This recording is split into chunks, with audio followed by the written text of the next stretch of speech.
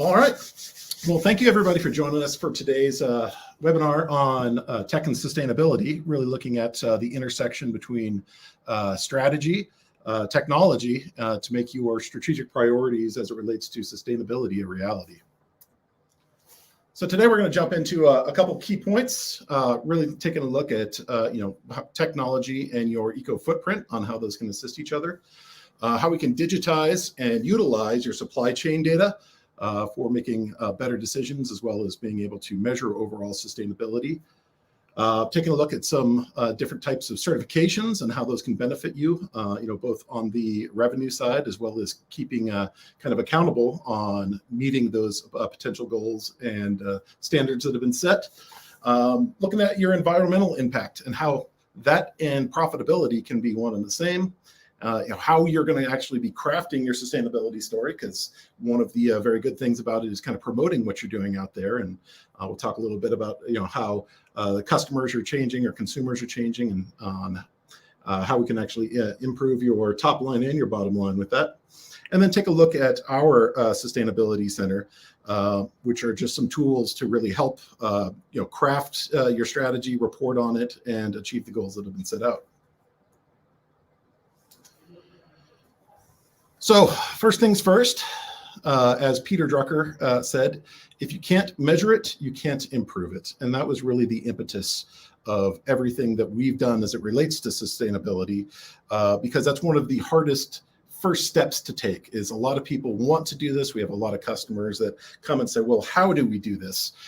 Because we don't necessarily know what to do. And it all comes down as, well, we don't know how to measure certain things.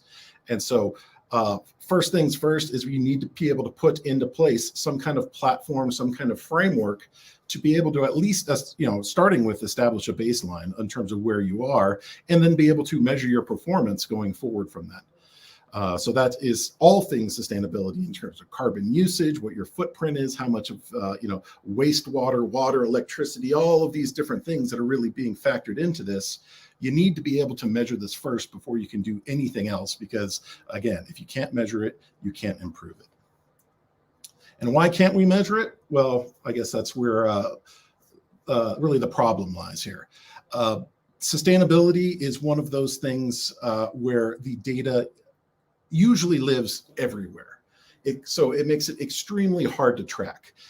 This is usually data or information that we're having to pull out of many, many different systems. I mean, they're certainly coming out of your accounting system, your production system, your inventory, your entire supply chain, your distribution chain.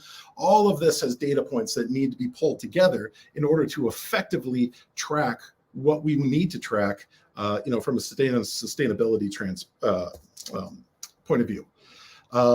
It usually involves a lot of duplicative efforts, accounting, production. I mean, everybody's tracking, different bits of information. There's very little standardization in terms of data models or the individual metrics that need to be tracked in order to standardize to be able to really utilize this data.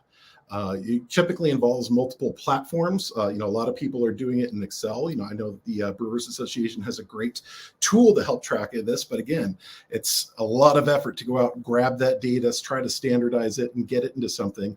And then it's really hard to go and share that data, especially if it just exists in a single spreadsheet. It's hard to share that, broadcast that information out to the rest of the organization or beyond the organization to other stakeholders, consumers, different organizations that can provide certification on that. And all of this really leads to a lack of clear strategy, because if you don't have access to great information and can't report on it, it's hard to come up with a strategy to really take that low-hanging fruit to make the biggest impact first. And when there's no strategy, there's no accountability, and we lose the ability to benchmark against others unless we're all reporting on the same kind of basis here. And you add all this together and it just becomes a real lack of a business case, because I can't necessarily go and put together an ROI analysis that's going to show the true benefits from a top line, gross margin, goodwill perspective of what any of these kind of individual programs that we would lump up under sustainability are actually going to achieve for us. So this is the problem that we're really looking to kind of analyze and solve throughout the course of this webinar. Any successful sustainability program is going to have really two different components to it. One is the technology. How are we going to track, report on all of this, and what are our strategies going to be in order to, how are we going to get there? How are we going to have the biggest impact? And then that intersection between those two is where we're really going to be successful. So it's got to be both of those components together, and in that intersection is where we want to spend most of our time and our effort. So looking specifically at the technology side of things, we really want to be able to benchmark and track our brewery against others, like peers in there. We want to be able to be using this and keep driving those benchmarks and improving upon them, so everybody in the whole industry is actually improving. But of course, in order to do that, we need to understand what those benchmarks are, and then how do we track ourselves and compare ourselves to those. So there's a lot that goes into that to be able to make sure that we're collecting like for like data, it's be reporting like for like, and technology and software can come in huge here to be able to automate and actually, promote this and then collect even better data that we can then share with everybody. So improving those benchmarkings across the board and pushing everybody in the industry to actually get better. We also, key to this is just measuring any of those impacts that we're having. Like I said, you want to start with a baseline with where are we now, and be able to go and take any of these programs that we're putting together and be able to see the impact of what we're actually doing in there, seeing that our cost of kilowatt hour per barrel brewed or packaged is actually going down, seeing that just the overall kilowatt hours, the overall BTUs of any kind of fuel that we're using are actually improving. And then being able to compare that with something that can kind of standardize this across the board, which is really what I just said, which is that like per barrel brewed, per barrel packaged, something else, so that then we can compare across sizes and everything else, so we can make it much more of a relative type of data point. And to be able to aggregate all of this data from all of these different places so that we can present it in a single scorecard. And this is critically important if you're going to go and try to get any kind of certification, because each certification, and we'll talk a little bit more about them, but they're really going to be specific in terms of what data points need to be represented and presented and reported on. And you're going to need a structure that can easily collect and be able to report on all of this stuff, because you're going to need to turn around and report it to these certification organizations on a fairly consistent basis. And so you need to have a process in place that it's easy to collect and report upon these things over and over and over again. And it might not just be these certification organizations. It could be anyone else, any of these other stakeholders in this, which are your consumers out there, other stakeholders internally. So it really, you need that ability to go and report upon all this effectively, seamlessly throughout all of these different data points. And when we have all this information, then it's very easy to really go and start pinpointing those specific areas where we can improve and they're going to have the biggest impact on the organization. Especially if you have any kind of benchmarking data in there and you can see what other peers are doing in there, that could very quickly highlight where I can make the biggest, not only let's say CO2 impact, but I can also make the largest dollar impact. And that's something that each organization is really going to have to look at for themselves and determine what are the most important aspects of sustainability to us, and what do we want to prioritize. And when you've got all of the data in one place and can easily report on it, that analysis becomes much, much easier, and we can really find out what that low-hanging fruit is and what's going to make the biggest overall impact to our organization. Now, once we've done all this, we can really raise awareness internally and externally about what we're doing on consumption and waste. If we targeted where we can improve wastewater, just water usage, electricity, whatever the case might be, we can put those plans and projects in place. It might involve another capital investment. It might involve lots of different things to be able to reduce the amount of water or the amount of CO2 that we actually use. But all of these things add up, and we can track and report on all of these and share this information with others on what we're doing, why it's important to us, and why it should be important to the consumer. And we'll talk a little bit more about that in a second in terms of why that's important and becoming increasingly more important to be able to share the good things that we're doing internally, externally, because that's going to attract additional consumers to us. So specifically looking at the supply chain, as you're kind of doing your self-analysis, we really want to take a look at a couple key questions here. First and foremost is, what's the environmental impact of our product's life cycle? And that really starts by looking at the raw materials and packaging materials that we're using in there. What are we sourcing everything from overseas? Does this have a huge carbon footprint to produce and actually store and deliver and get to us? Or is that where you're going to be able to take a dramatic improvement on that by sourcing maybe something locally? So this might involve potentially changing recipes to kind of prioritize use of local materials, things that have a lower overall carbon footprint in our production. And that's something that each organization is going to have to look at the cost and benefit of. Certainly recipes are things that are a lot of people are resistant to change because they've been successful. But if we can find a way to utilize something throughout the entire supply chain footprint that has a less of an overall footprint, that's certainly going to benefit us. And a lot of times those have dollar ramifications with them as well, being able to source local stuff potentially at a much lower cost, especially if you're considering that I might not have to source something in, malt from Europe that's got to go and, across the Atlantic, then get shipped over here. I mean, all of these things add up not only from the CO2 perspective, but from a dollar perspective. So there becomes an opportunity to really start analyzing our mash bills, our hot bills, to not only prioritize, the CO2 footprint of those things, but potentially the overall cost of these things as well. And so that's not just on our the actual raw components of it, but we can look at our packaging materials. What are we doing draft and selling in kegs versus cans versus bottles? What are the impacts on these, both from a cost as well as sustainability on all of these things, to really try to prioritize what's going to make the most sense from an economic point of view as well as an environmental point of view. Then we got to look at our production. So that's all of the materials that we have, but it's everything that we're doing from a production standpoint. And this is internal processes, how much electricity are we using? How much, gas are we using to, for heating? And it's not just, it's the production of the beer, it's the packaging of the beer, all the way through, wastewater, how much are we flushing down drains and having to, pay for, from other waste point of view, what are we sending to a landfill? What are we actually sending for potentially composting? What are we sending for recycling?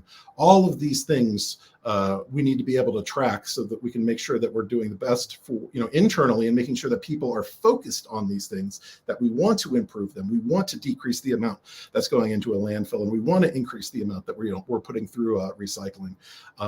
And we need to be able to go and report on this stuff. And when we can do all this and have all this information at our fingertips, it's really easy to set goals, achieve goals, and we can build this as part of our own internal culture and something that we really prioritize. So that's all of our production stuff that we're doing. And then we got to look at our distribution models. And, this is all the way down to tracking electricity using in tasting rooms, heat, other things like that.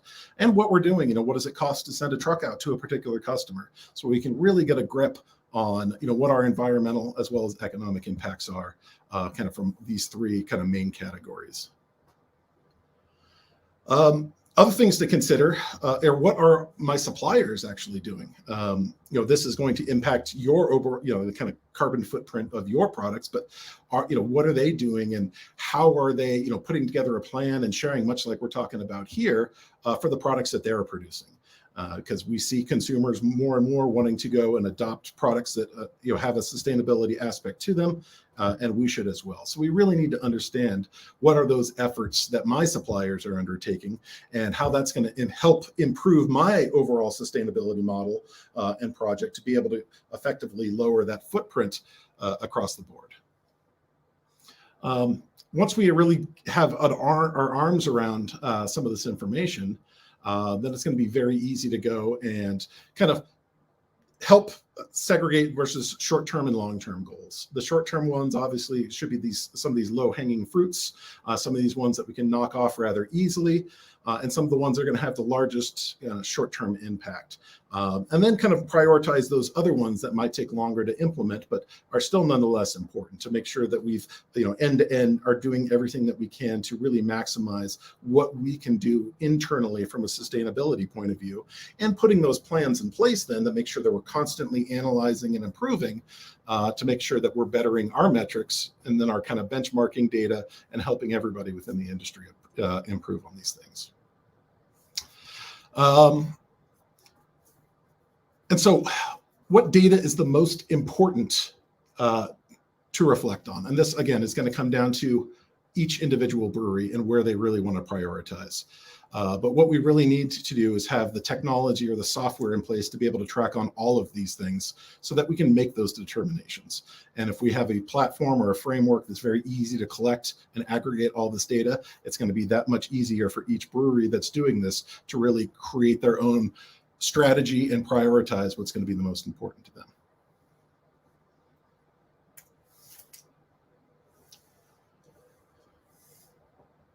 All right, digitizing our sustainability program. And again, I think this is critically important to the successful rollout of anything, is being able to track and report on this. So by having this technology in place, a platform, you're able to centralize all of this metric tracking. So all of the important things are, each of our individual SKUs, what their footprints are, how much, across the board, like how many kilowatt hours per barrel are we using, how many BTUs per barrel are we utilizing, to have all this in one single source of truth that we can all report on it and everybody can go to. Because if you don't have that single source of truth that's really readily available, it's very hard to drive accountability, through anything unless everybody is focused and looking at that. So that's going to be one of the key benefits of having a platform that can do this, is you improve that end-to-end visibility, and it helps everybody throughout the entire supply chain really analyze on where we're improving, where we're lacking, et cetera. And then we're able to reduce the overall environmental and financial impact caused by inefficiencies, is really what it comes down to. Are we using too much water? Are we using too much electricity? Are we emitting too much or utilizing too much carbon dioxide? Are we using too much waste? When you've got everything together, and this could be across multiple breweries across the entire organization, it's very easy to see where there's areas for improvement. So it plays hand in hand with your strategy, being able to report on it and where we're getting the greatest returns from our investment. And then when we have all of this in one place, like I said, it's really easy then to take that low-hanging fruit and what's going to have the most dramatic impact on what we're doing to really improve that efficiency. Because sustainability always comes down to doing more with less. And if we can report on it, then we can improve it.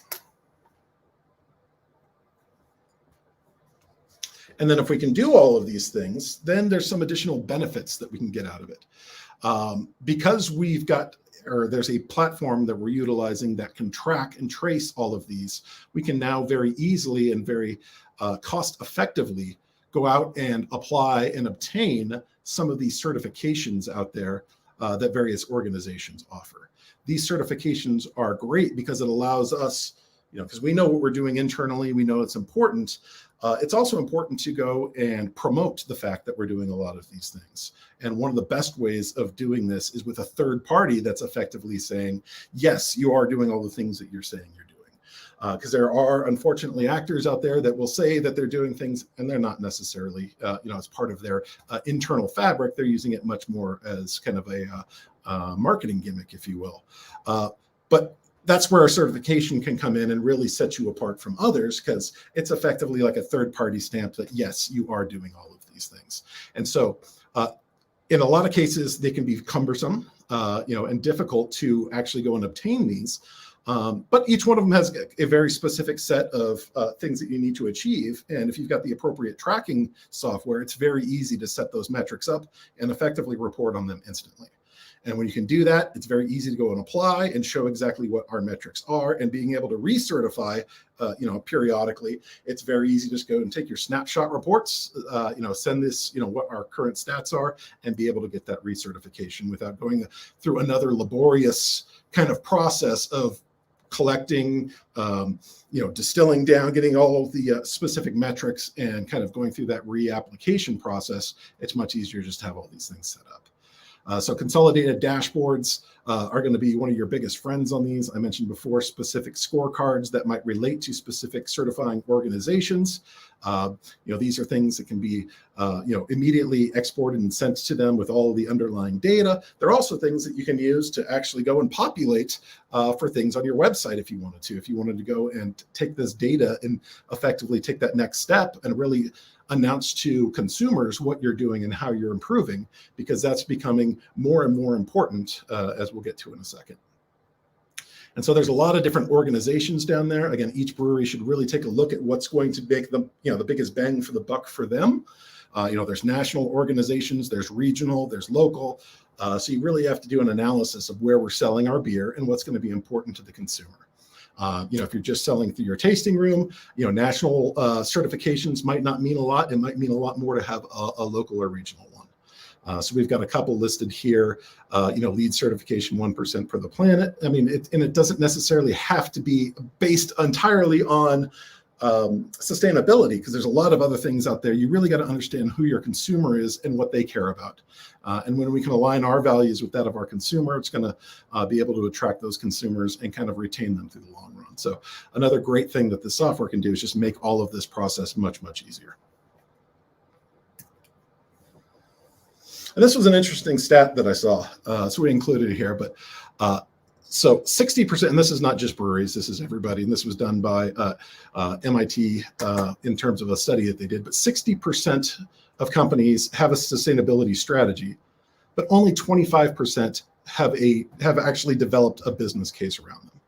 So to me, what that sends is there's a lot of buzz out there about sustainability. So we're like, yeah, we should go and be sustainable. And again, they haven't necessarily clearly defined what that actually means. They haven't actually taken and laid down on pen and paper or in a spreadsheet probably. But what are the costs and what are the benefits going to be of rolling out something like this? And I think one of the areas that people really leave out if they are going to try to go and put together one of these analyses is, what is the top line impact going to be of this? And this is kind of twofold here, because number one is if we have a clearly defined and marketed, promoted sustainability program at our brewery, are we going to attract new customers as a result of it? And by doing that, are we going to be able to increase revenue? Because I think that's something that absolutely should be factored in. I think we're seeing it in the marketplace. The flip side to that coin is if we don't have a sustainability program in place and are not promoting and marketing it, are we risking losing consumers and potential revenue to breweries that do? So I think that's something that every brewery should be looking at and factoring, because the consumer base is changing. And I think I got a slide on that in a little bit, but I just thought this was shocking that, that difference between the 60 and the 25% leads to me that people just think, yeah, it's a buzzword. It's a good idea. We should do this, but they don't know why. And I really think every brewery should sit down and determine those whys for them as part of the creation of their sustainability program. So as this impacts your bottom line, and here I'm talking financial more than anything, but because I really do believe they're one and the same. If I'm able to do with more to be able to produce more with less, sell more with less, I'm always going to be able to improve my bottom line, and of course, improve the environment in the world and the planet, everything like that while doing it. So I really do believe that these are one and the same, but breweries should really consider these as programs that are not just going to benefit the environment, but their P&L. And you've got to look at that way. You've got to make that internal business case as well, because it's going to make it a lot easier to get adoption and everything else when people can tie this to something that they can actually see on a financial statement.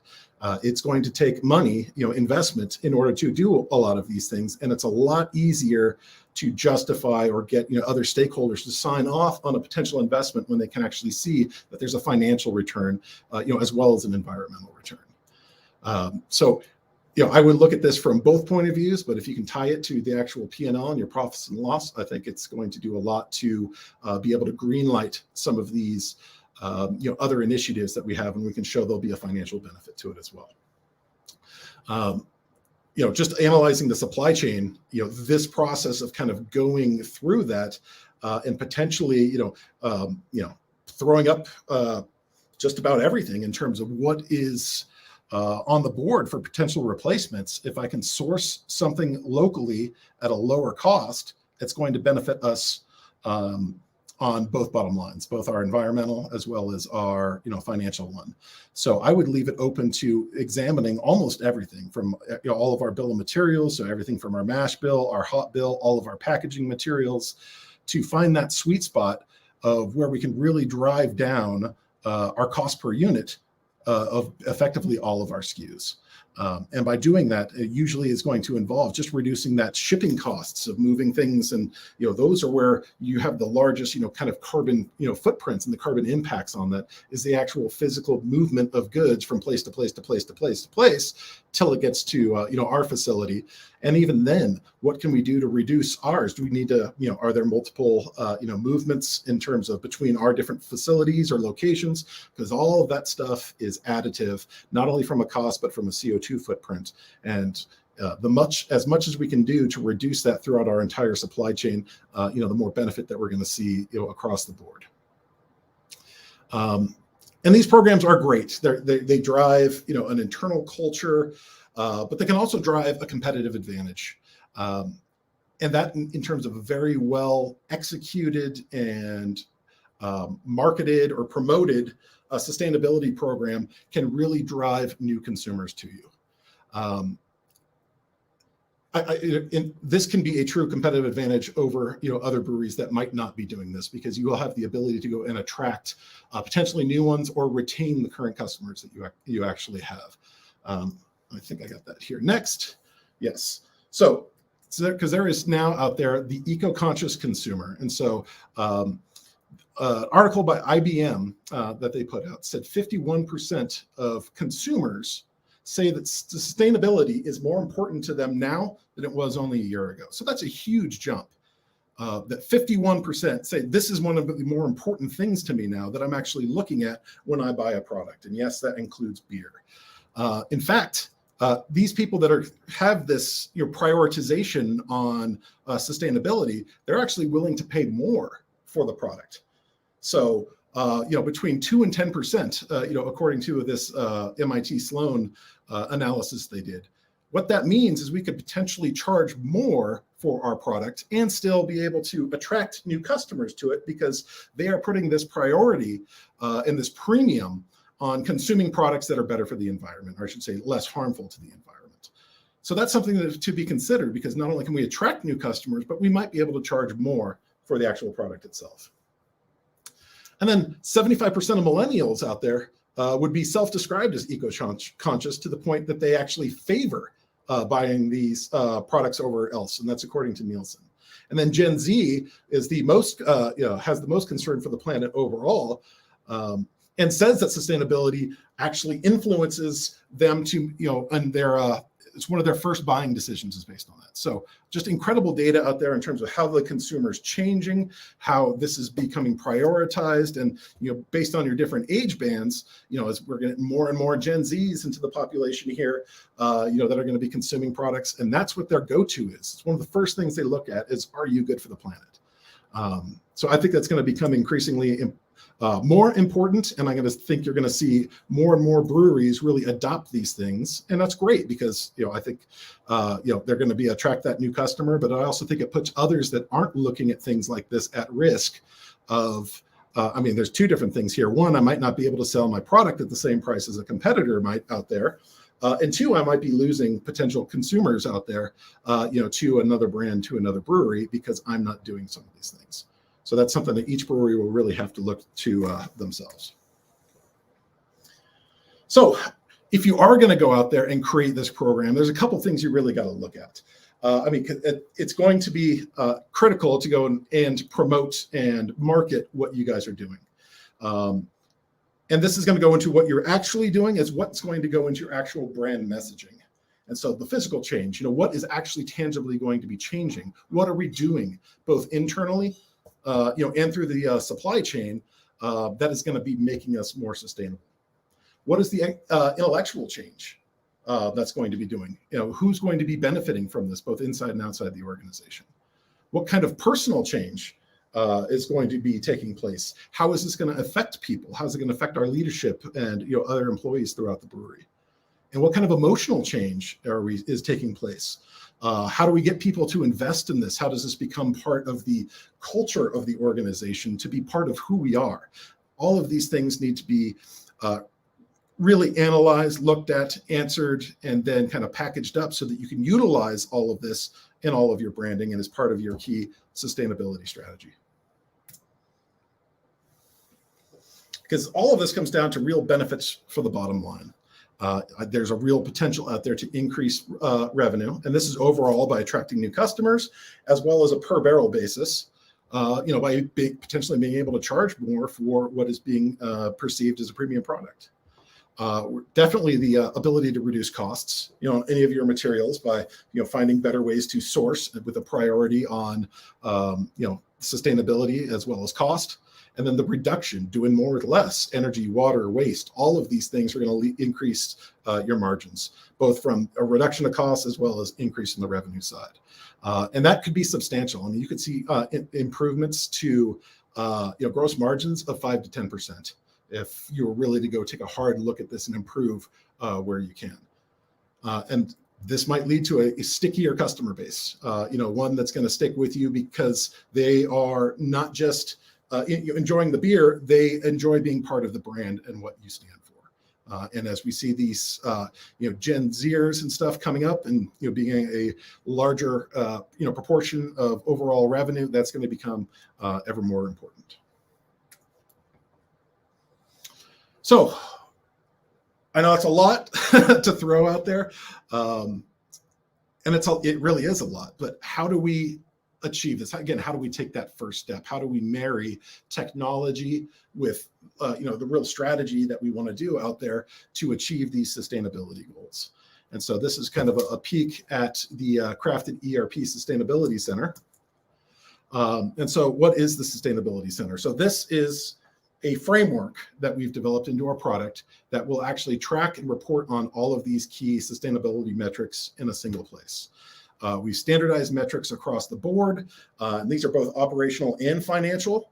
So not only is it the kilowatt hours actually used in the production of making beer or packaging beer throughout the course of a month, it's also the cost, the hard dollars that were in that. So we can look at this, either way, either from a financial point of view or a truly just environmental point of view. Also the ability to go and analyze your entire supply chain, all the way through the manufacturing process, all the way through distribution. And what are we picking up from a CO2 point of view at each point in that? And what are we picking up in a cost? And how are we able to reduce these? And when we're able to see what we're actually consuming on any of these, it makes it much easier to go and make these key and critical decisions on where we're going to kind of focus first. We know we can't have a one-size-fits-all model. So not only is it started with a great starting point for any brewery, but it's expandable and flexible. So we can add additional metrics. We can add additional, flexibility, have, additional reporting metrics, that we might not have necessarily contemplated as part of the original product, but allows any user of this to go and really expand to match those key things that they want to be tracking, regardless of the size or who the brewery actually is. This is a standard feature. It's included with every subscription of Crafted. It's available now to all of our subscribers. And now that we're actually going and having people utilize this, because this came out earlier in kind of Q1, maybe Q4 of last year, but we've got the ability to go and start benchmarking data. So we'll start collecting all this and aggregating this and being able to deliver all this data back to you. So you can go and see, and of course it'll be you'll have to opt into this. If you want to be able to get the data, you'll have to opt in, and everything will be anonymous, so nobody will be able to tell what the actual brewery was, and we'll collect it and scrub it and like that. But this will be much more live and real information in terms of how the overall industry is doing, and so we're really excited to be able to push that stuff out. And again, this is all about ease of use as well. So how do we actually utilize this? Well, we just enter some of the data on the actual items, our raw materials that we're doing. So we're just entering a single field called our CO2 factor. And this is, again, on the kind of components that are being utilized.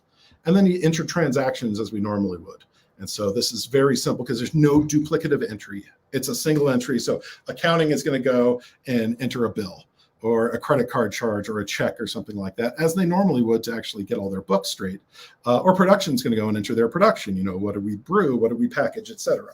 So it's these same transactions that we would normally be doing anyway are actually driving this whole other set of data as it relates to sustainability. So there is no additional rework. There's no, somebody, keying things in swivel chair and putting stuff into another thing. It's a single entry of the data that we would already be collecting in QuickBooks and or whatever other, piece of software that you're using. And then you're able to instantly visualize and report on all of the results, because we've got all of your production in there. We got all this other key information. So we have now created the sustainability center into that single source of truth as it relates to everything that there is. And so here's just a quick example, you can see that little red box at the bottom left there that shows what the CO2 factor is. You enter that on each item that you have. Here's entering a bill. You would just, you're keying things. The only difference is we're grabbing the actual quantity here in addition to the amount of a bill that we're looking to pay. And then that's populating all of these dashboards. So these are all preset, out of the box, ready to go with everything that you need to know about what you're doing from a sustainability point of view. So something like this, it certainly doesn't have to be crafted, but something like this, I think, is critical to the execution of any successful sustainability program, where I can instantly see what my results are, how are we trending, what my current usage is, how is that doing against benchmarking, all on a single shot that you can be shared, and everybody can within the organization can have access to. And these are all live, real time, with all the additional analytics baked in. So here's just another view of what we would consider a key performance indicator scorecard here, where I can see, again, this is all about usage as it relates to it. And this is another example of a scorecard where I'm looking at dollars and volume packaged, where I'm able to get to things like, what is my CO2 cost per barrel, or what's my water cost per barrel, what's my fuel cost per barrel. Again, these are all live, instantly delivered. And then be able to drill in with any other analytics on how things are going, drill into the specifics. Again, this is all about a framework that needs to accompany any successful sustainability platform, so that you can track and report on this. And again, go get those certifications, get those new customers, because the ROI will be there. So tying this out with the beginning, if you can't measure it, you can't improve it. I 100% agree with this. So whether it's crafted or another one, definitely take a hard look at software that's going to help you get this in place, that's help you going to track it, help you be accountable to it, and get all of the other benefits that there are to achieve, in addition to just the environmental benefits from rolling out a successful sustainability program. So with that, I'll open up to any questions.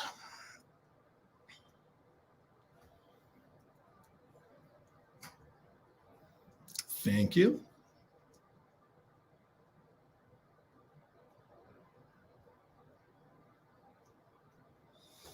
Awesome. I know that we're coming up on time. I know I started a couple of minutes late. So if there aren't any, I'm going to simply say goodbye. And I thank you all for your time today, and look forward to continuing the conversation with you. Have a great day.